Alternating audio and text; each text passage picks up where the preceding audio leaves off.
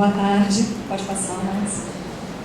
Bom, primeiro a gente vai falar sobre o nascimento do Piraí, do primeiro quadrimestre, então, né, todos os dados, 2013, nós tivemos 107 bebês, e desses nós temos 83,1% que nasceram com peso entre 2,5 kg e 3.999 gramas, nenhum abaixo de 1.500 gramas. 70,1% dos partos foram a termo, isso é, né, no período adequado para o nascimento. 56,1% nasceram de mãe com ensino médio completo, a avaliação que nós fizemos do grau de instrução, e apenas um parto ocorreu em domicílio, o restante hospitalar. Próximo.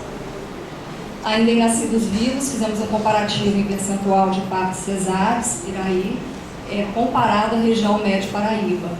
Então, nós tivemos, a nível de Médio Paraíba, 71%, isso em 2012, e Piraí, 2013, 54,2%. Então, foi o comparativo que nós conseguimos de dados, demonstrando, né, que Piraí tem, fazendo esse comparativo, uma taxa menor do parto cesáreo comparada à região Médio Paraíba. Aqui fizemos também um comparativo em relação aos outros países. O Brasil está ali no penúltimo e no último, fazendo um comparativo de partos cesáreos, né, a nível do SUS, com 27,5%, e no Brasil o setor suplementar, que seriam os partos a nível privado, com 79%. Né, então, demonstrando que o SUS está fazendo menos partos cesáreos do que a nível privado. E aqui também tem uma curiosidade, né, que 52% dos 3 milhões de partos realizados no país em 2010 foram cirúrgicos. Né? Então, isso junto tanto o privado quanto a nível do Sistema Único de Saúde. Observar como os países do primeiro mundo, a cultura da parte natural, a Holanda... Isso que nós observamos, né, que os países do primeiro mundo, a cultura é o parto vaginal, né, o parto normal. Nós temos a Holanda, né, República Tcheca, Noruega, Suécia, a gente vai observando, né, quanto mais de primeiro mundo, mais o parto normal ele tem uma prática maior.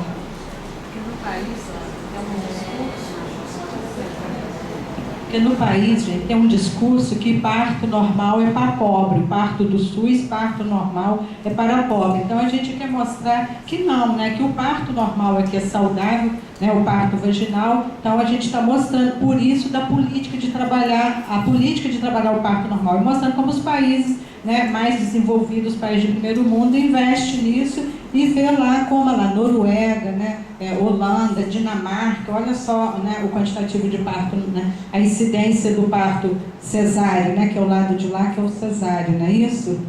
Entendeu? O parto cesáreo mesmo, né? Então, como que eles investem no parto normal? E o Brasil, a gente está tentando fazer essa política no SUS com 27%, mas o setor complementar 73%, ou seja, é parto cirúrgico mesmo, né?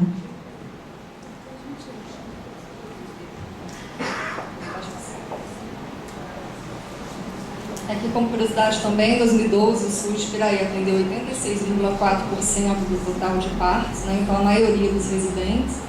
Em 2012, os partos cesáreos apresentaram 48,2% dos partos ocorridos no hospital, enquanto nos hospitais de outros municípios, os cesáreos foram 91,7% do total de partos.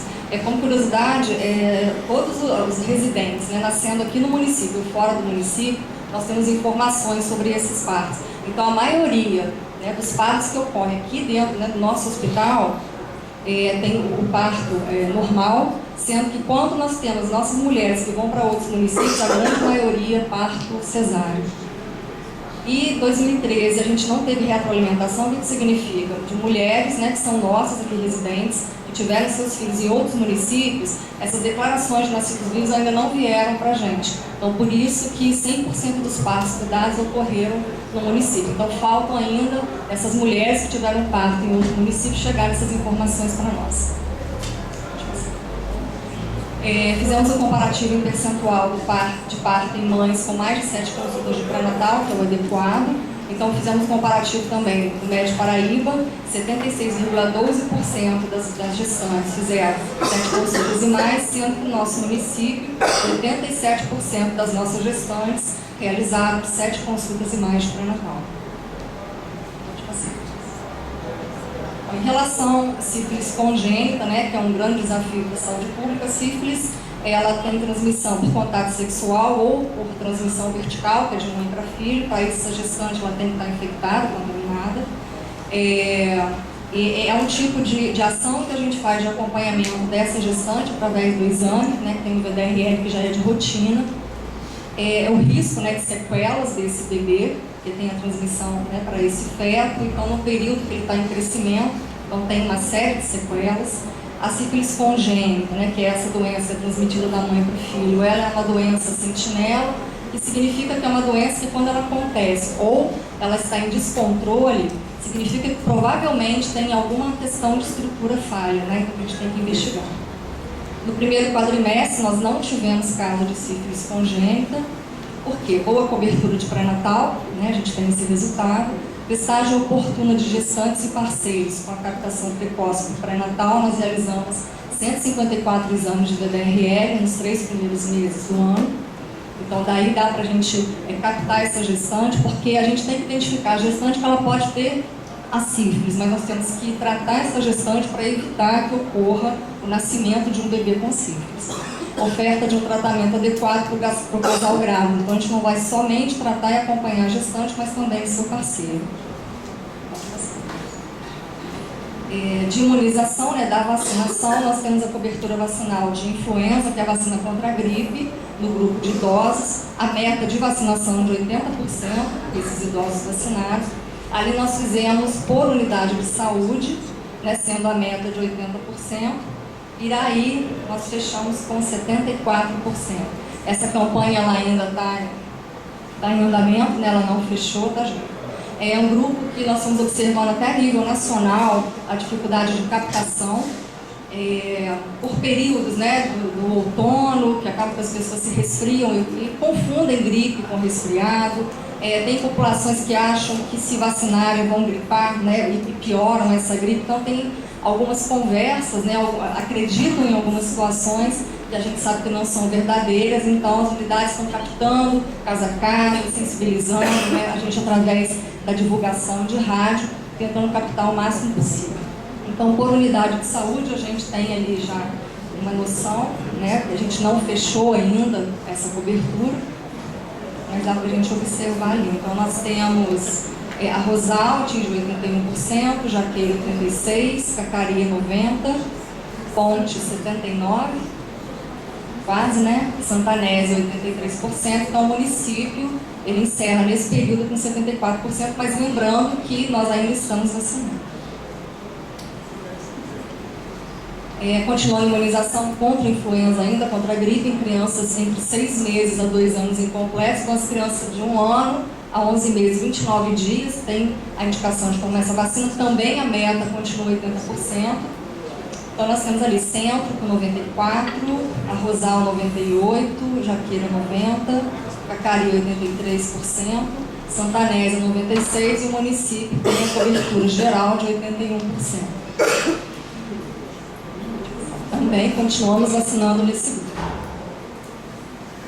A cobertura vacinal em gestantes, sempre mantendo essa meta de 80%. Nós conseguimos fazer uma boa vacinação, estamos com uma cobertura de 94%, continuando também a vacinar. Então nós temos ali Centro com 100%, Casa Amarela 87%, Rosal 109%, Jaqueira 130%, Cacaria 100%, Ponte 100%, Rosa Machado 88%, Santanésia 83%, Piraí fechando com 94%. E lembrando, gente, que são doses aplicadas, né? Então, às vezes, pessoas de outras localidades vacinam em outras unidades, isso também pode acontecer. Influenza em puérperas, são mulheres pós-parto até 42 dias, também 80% de meta para essas mulheres. A Casa Amarela 89%, a Rosal 86%, Varjão 100%. Também consideramos que a gente conseguiu uma cobertura boa, Cacaria, Rosa Machado, Santanésia. Nós fizemos 97%, lembrando mais uma vez, né, que são doses aplicadas. Então nós temos mulheres de outras localidades, que também Jaqueira, por exemplo, Nesse período não tinha nenhuma puérpera, mas vacinou 2 mulheres que não eram residentes, tá, gente? Então esse 0% não quer dizer que elas não vacinaram, mas sim porque elas não tinham, né? Então vacinaram mulheres que não pertenciam àquela área, mas fizeram a vacinação e estão, né, de olho aberto ali em procura dessas puérperas para vacinação, tá? Está aberto. E Santa Anésia, a vacinação, a gente sabe que Barra do Piraí frequenta, né, vacinamento de Santa Anésia, por isso esse valor de 200%. Acaba ficando discrepante, né, como a gente tem umidade, foi máximo 200%. Agora, a vacinação de rotina para o menor de 1 ano, que são aquelas vacinas que são indicadas pelo Ministério da Saúde, na atenção básica, a meta para o primeiro quadrimestre de 31%. Essa meta, gente, para o ano, equivale a 95%. Então, toda criança menor de 1 ano deveria, quer dizer, dentro do município, 95% dessas crianças vacinadas com todas as vacinas indicadas para aquele grupo etário. Então, nesse período do primeiro quadrimestre, a meta seria 31%, porque vai ficando cumulativo até chegar no final do ano, a gente pelo menos atingir 95%. É claro que se atingir mais, ótimo, mas a meta é 95% mínimo. Então, nós temos ali, né, que a gente está percebendo todas as vacinas que nós temos ofertadas no município, a gente atingiu mais do que a meta esperada no primeiro quadrimestre, que era de 31%. Nós atingimos muito mais. Lembrando que todas as vacinas estão à disposição em todas as unidades de saúde, a todo momento de funcionamento. A gente não tem agendamento, dia, para fazer vacina sim todos os dias. Pode passar. Em relação aos óbitos e as causas de óbito, fazendo comparação de 2012 e 2013, tem uma ordem ali, um ranking, né, de acontecimento da maior causa para menor, sendo que a gente comparou 2012, mas 2013 que está na ordem. Observe do lado direito, primeiro, segundo, terceiro, quarto e quinto, né, lugares da ocorrência. A doença do aparelho circulatório, em primeiro lugar nos 2 anos, inclusive é uma realidade nacional e até internacional. As neoplasias, que são os tumores, permaneceram em segundo lugar. As doenças endócrinas nutricionais, em 2013, terceiro lugar, em 2012, quarto lugar. A gente teve essa mudança do quarto e do terceiro lugar. Doenças do aparelho respiratório, quarto lugar em 2013, e era o terceiro lugar em 2012. E as causas externas, que são os acidentes, suicídios, homicídios, que continuaram no quinto lugar, né? A gente percebe que algumas doenças já têm uma ocorrência no maior número, como, por exemplo, nós temos ali as doenças endócrinas nutricionais, né, de 10% no ano passado, a gente tem 16% nesse primeiro quadrimestre, estão aumentando e tem uma ocorrência maior. A gente tem, dos 7 óbitos por doenças endócrinas, 3 foram por diabetes, né, a gente tem que atentar para isso. Dos 6 óbitos por doença do aparelho respiratório, a gente tem, eles foram 6, né, 5 foram de indivíduos acima de 80 anos. Com relação a óbito infantil, nós não tivemos 2 natimortos, que são bebês, né, que são expulsos do corpo da mãe, sem vida. Dos 14 óbitos por doença do aparelho circulatório, 57 ocorreram em menores de 70 anos. E em relação às neoplasias, que são os tumores, pâncreas nós tivemos 2, mama 1, colo de útero 1, de laringe 1, do aparelho respiratório 1 e do trato intestinal. Pode passar. Volta só um instantinho, Márcio, por favor. Das causas externas também é importante estar salientando que os 2 óbitos foram por queda.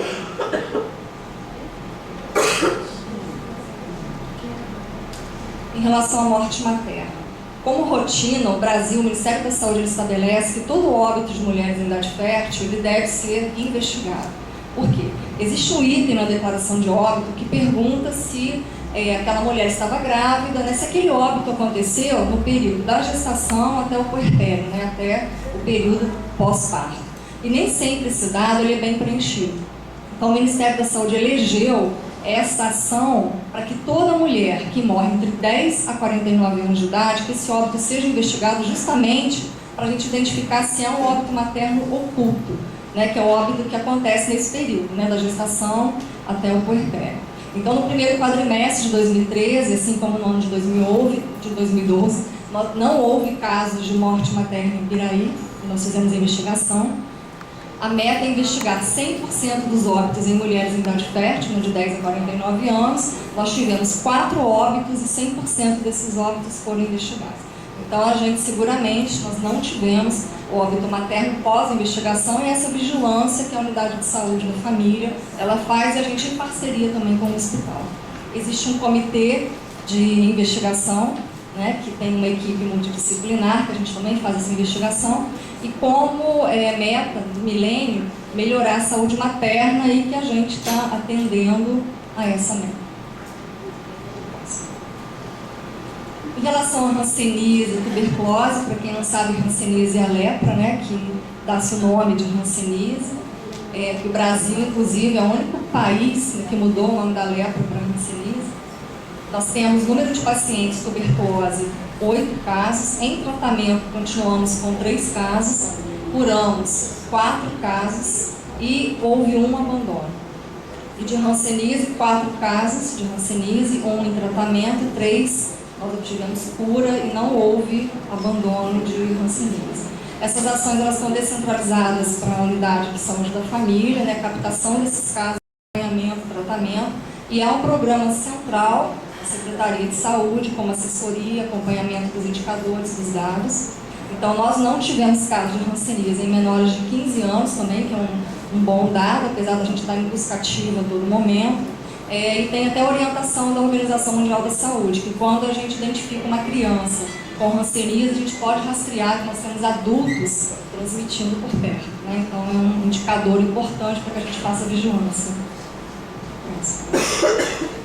Em relação a casos de HIV e AIDS, né? Lembrando que HIV, o indivíduo ele tem o vírus, mas não tem ainda doenças, né? Não tem a síndrome. Já a pessoa com AIDS, ela já tem a síndrome da imunodeficiência adquirida, doenças oportunistas. A faixa etária nós temos distribuídas de 0 a 10 anos, 2 casos, de 11 a 20, 2 casos, de 21 a 30 anos, 4 casos, de 31 a 40, 14 casos, 41 a 50 anos, 15, 51 a 60 anos, 5 casos, 60 e mais 1. Nós achamos importante trazer essas faixas etárias para vocês, para observar ali que não escolhe muita idade, né, apesar da ocorrência ser maior de 31 até 50 anos, mas demonstrando que nós temos pessoas infectadas pelo vírus de todos os grupos. Nós temos 43 casos sendo acompanhados no município. O diagnóstico de AIDS, pessoas já com a síndrome já diagnosticadas, 36 casos. HIV, né, estão infectadas, mas sem a síndrome, 6. E aquele HIV questionando ali que nós temos uma criança que está em fase já de fechamento de diagnóstico, porque em relação à mãe, esse bebê quando nasce, ele traz anticorpos da mãe. Então o resultado do exame pode vir positivo, mas não quer dizer que seja da criança sem interferência nos anticorpos maternos. Então a gente tem tempo para acompanhar essa criança, para identificar se confirma ou descarta o HIV nesse bebê. Então a gente está aguardando a conclusão, por enquanto ele está negativo. Então, perfazendo ali os 43. Orientação sexual, a gente também chama atenção ali do masculino 20, feminino 19, né, considerando como heterossexuais, e o homossexual 4, né, a gente observa ali uma diferença importante, também perfazendo ali os 43 casos.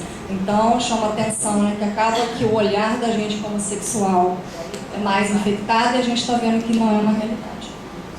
Residentes, nós temos 35 casos acompanhados de outros municípios, nós somos referência para alguns municípios, nós temos 8 indivíduos sendo acompanhados por nós, fazendo ali os 43 casos. Outra meta, que é combater o HIV e AIDS, a malária e outras doenças, né? O HIV e AIDS, nós temos um programa, estamos acompanhando essas pessoas. Pode passar. Agora vamos para a dengue, percentual de cobertura, controle da dengue por unidade de saúde, que é o ciclo, a expectativa como rotina, nós fazermos a avaliação, né? Fazer o acompanhamento e as visitas às residências dos imóveis, nós fazemos a cada 2 meses, sendo que é uma ação que está descentralizada para a unidade de saúde da família, então a cada mês a visita ocorre, então a vigilância, o olhar atento para a identificação de risco de criadores, eliminação dos criadores, orientação para a população. Lembrando que quando a gente coloca imóveis ali, não é somente residência, né? O comércio ele entra, as residências, terrenos baldios, onde haja a possibilidade de ter o risco para criadouro, é essa ação que a gente desenvolve. Então, visita aos imóveis, a meta de 80%.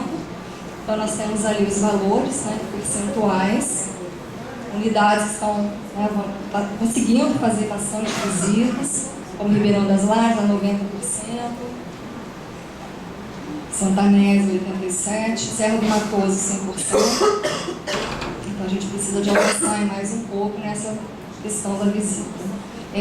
A gente considera também que há recusas, né, gente, mas ainda assim tem um período do acompanhamento, né, a cada mês ou a cada 2 meses, para a gente resgatar essas pendências. Ou um morador, ele não aceita a visita, aí já é uma outra estratégia, ou a casa está fechada, também nós temos outra estratégia, que a gente não pode deixar de fazer essas visitas e essa vigilância. Pode passar. Continuando o dengue, o sorotipo circulante é o dengue 4. Nós temos 4 sorotipos, né, do vírus da dengue, que está circulante, né, quer dizer, as pessoas se infectaram com dengue em relação ao sorotipo 4, né, que é um dos tipos de vírus. Essa vigilância ocorre quando uma pessoa é caso suspeito, colhe sangue, nós encaminhamos para o laboratório de referência e esse laboratório faz a detecção do vírus para identificar qual está circulante naquele momento, porque ele pode estar direcionando para a gente, né, a questão da epidemia, porque a população, se ela já teve a infecção por algum tipo, ela faz uma imunidade permanente, ela fica protegida. Então, se aquele mesmo vírus circula naquele período, provavelmente a gente não vai ter epidemia porque as pessoas já têm proteção. Agora, se muda o vírus que está circulante naquele período, então as pessoas elas estão vulneráveis, né? Elas podem ter dengue novamente, mas por outro tipo de vírus que está circulando ali no ambiente. Então, foi o sorotipo 4 que nós detectamos. A distribuição dos casos suspeitos e confirmados de dengue por unidade de saúde. De janeiro a abril, nós temos ali por unidade de saúde da família, que foram casos suspeitos, foram casos confirmados. Casos suspeitos são aqueles casos em que tem clínica compatível com a doença, né, que a gente acompanha e considera como suspeitos. E dali a gente faz a confirmação através de exames, como também através da ocorrência naquele local de casos que já foram confirmados, acabam ficando próximos, adoecendo em períodos próximos também, a gente fecha como confirmados. Então ali tem um número de notificações, que são os casos suspeitos. Isso não significa que todos vão ser confirmados, mas também, dependendo do período de coleta de sangue, de avaliação, também os que dão negativos não significam que também não sejam dengue. Tá? Então, nós tivemos 330 casos notificados, que significa que a unidade de saúde suspeitou e registrou isso para a vigilância epidemiológica, e nós tivemos 19 casos confirmados. A taxa de incidência por 100 mil habitantes de 1.033,67. Por curiosidade, quando o município ele tem 300, a incidência de 300 por 100 mil habitantes já configura já a epidemia. Né? Então, claramente, ele demonstrou para a gente que 1.033, o município de Piraí, nesse período estava em epidemia. Com relação à leishmaniose visceral, a leishmaniose é uma doença, no caso aqui, né, tem a visceral que a gente está fazendo acompanhamento agora, alguns municípios da região têm apresentado, causado por um parasita, tem um tipo de inseto que vai picar, né, um animal que esteja infectado e transmite para o ser humano. Em fevereiro agora de 2013, nós identificamos uma cadela com exame positivo de um consultório veterinário. A proprietária procurou com nós fizemos coleta do sangue desse animal, deu positivo através da Fiocruz. Esse animal teve que ser sacrificado, né, que é recomendação inclusive em lei do Ministério da Saúde. A partir desse caso, foi no quilômetro 3 que nós identificamos, através desse caso a gente tem que fazer um monitoramento em 100 animais a cada caso que a gente identifica. Nós fizemos um inquérito, né, ficamos fazendo avaliação de 153 animais, enviamos para confirmação diagnóstica e foram descartados. Não há registro de casos humanos aqui no município. E as ações previstas, né? Caso a gente tenha necessidade de estar fazendo alguma atividade mais incisiva, né, mais permanente, educação e saúde nas escolas, o manejo ambiental para identificar se a gente tem o vetor, né? Ele não é um mosquito, mas é semelhante, né? O nome é flebótomo. Pesquisa entomológica para identificar a presença dele, alerta aos profissionais médicos veterinários do município que, identificando um caso suspeito, encaminhar para o setor, para a divisão de vigilância em saúde, e alertar os profissionais de saúde, que inclusive nós já fizemos, né? Já conversamos em reunião de fórum com as gerências das unidades, com os médicos, para estar alerta de um caso suspeito. Então, esse monitoramento ele vem acontecendo. Alguns municípios da região apresentaram casos humanos, mas o município de Piraí foi um caso em animal que está havendo monitoramento. Em relação ao controle de animais peçonhentos, o monitoramento de escorpiões, nós recebemos muitas denúncias por parte da população santanésia, né, que foi o maior alvo de reclamações dentro da divisão de vigilância em saúde. O monitoramento, prevenção e controle da infestação de escorpiões no bairro de Santanésia. Nós fizemos um acordo de cooperação técnico-científica com o Instituto Vital Brasil, são pesquisadores, né, trabalham dentro dessa área, fizeram uma capacitação dos nossos técnicos do município. Realizamos de 3 em 3 meses essas orientações, fazemos o controle químico. Nós não temos registro de acidentes. Um caso, né, a nível de acidente com animal peçonhento, ele é alvo de notificação, existe uma ficha estabelecida pelo Ministério da Saúde, então essa notificação ela vem para a vigilância, então a gente tem até para cruzar as informações de casos que são notificados, de ocorrência de acidentes e da incidência, né, do aparecimento desse animal. Houve redução da infestação de escorpiões na localidade. Então, demonstra, né, que o trabalho que está sendo realizado, a população tem dado esse retorno de 3 em 3 meses, esse monitoramento, ele está acontecendo.